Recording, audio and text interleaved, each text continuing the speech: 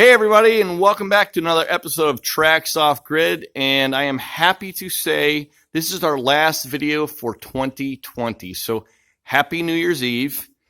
Thank God this year is finally behind all of us. I do apologize for some of the shakiness from last week's video. I'm still trying to get some use to the new camera we're using, so temporarily we're using my phone again. But anyway, guys, last video, new fresh start next year. I hope everyone has a safe and happy New Year tonight with your loved ones or whoever you're out with. Just be careful, and we can put all this garbage behind us and move on to a new and fresh start. And with that being said, I'm happy to have a good video for the end of the year with the Beast build and show you guys some of the stuff we got done this week. So let's go ahead and take a walk inside and show you guys everything. And as you can see, there is a ton of white in here. We got all the FRP wall paneling on.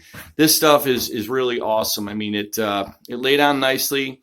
It's a nice clean feeling in here. You have a nice bright finish, so it really amplifies the light when it's on.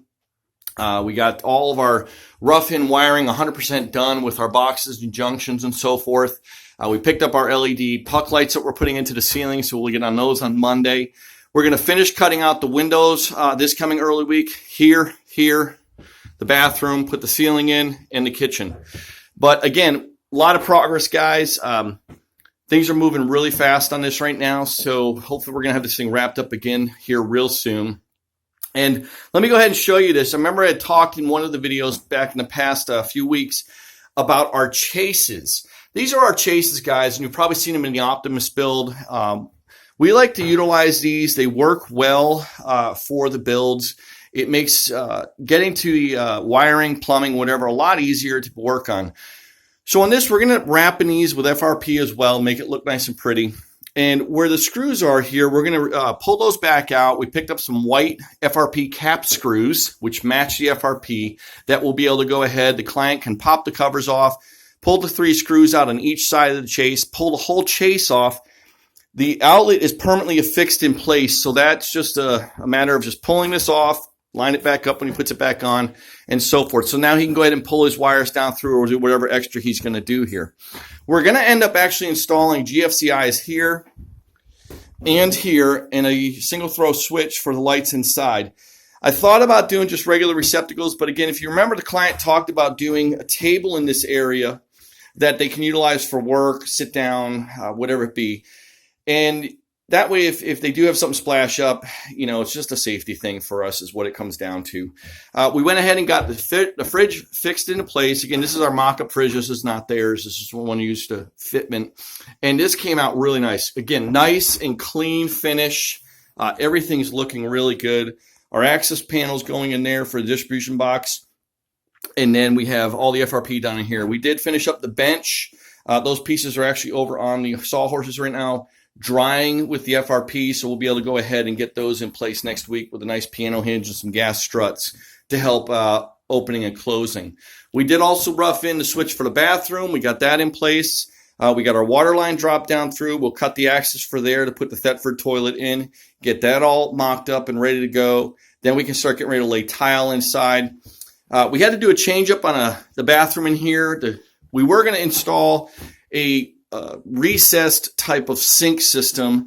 You don't see a lot of them here in the States. They're mostly over in the UK and so forth. But with the depth of the wall and where everything was, we couldn't fit that. It would have thrown all the measurements off for the entire build.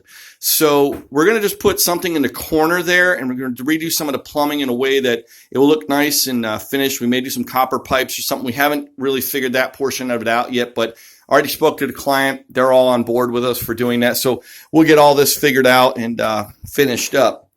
And then next week, we'll install the butcher block countertop, get that cut and temporarily put in place so we can get that all mocked up for where it's going to go and how it's going to fit. And then we can get all that finished out, finish out the front of the stove area with the paneling to match the cabinet that goes in here.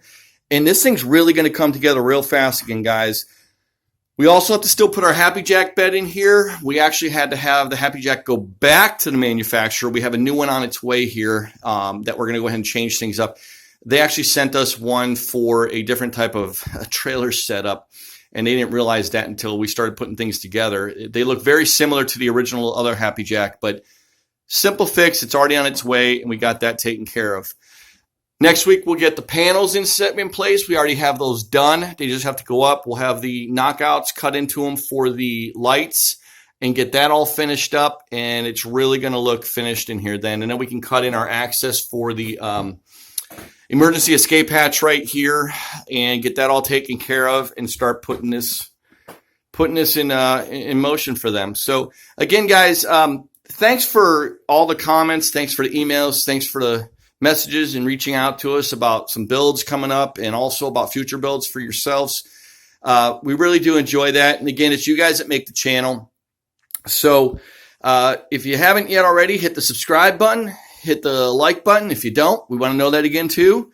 And hopefully you guys have, a great and safe, happy new year. But before I leave, there is something I did want to go over, guys, that is not related to TRAX Off Grid, but is actually become a good friend of ours. And I want everyone to please check out Second Chance Canine.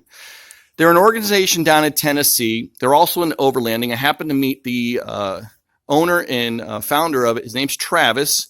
Super nice guy, fellow brother in arms, still active in the military. And he is a canine handler. I'm not going to get into everything else he does. That's his place to speak that with you. But what they do is he takes retired service dogs, retrains them to be used with soldiers that have PTSD or need a companion or a service dog. So they're trying to grow here, guys. And if there's anything you can do to help them, a donation, anything, they're really trying to get their feet off the ground right now. They've had a lot of success with Home Depot came through for them and helped to supply them with their kennels and things they needed to start getting things off the road. And things are really happening fast for them.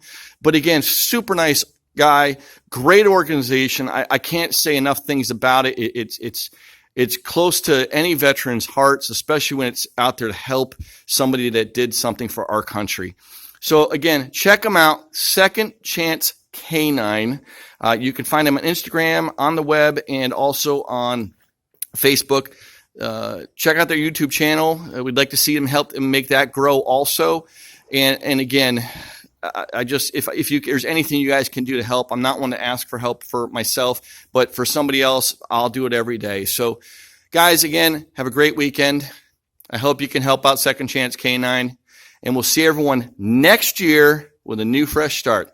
Have a good weekend. Bye-bye.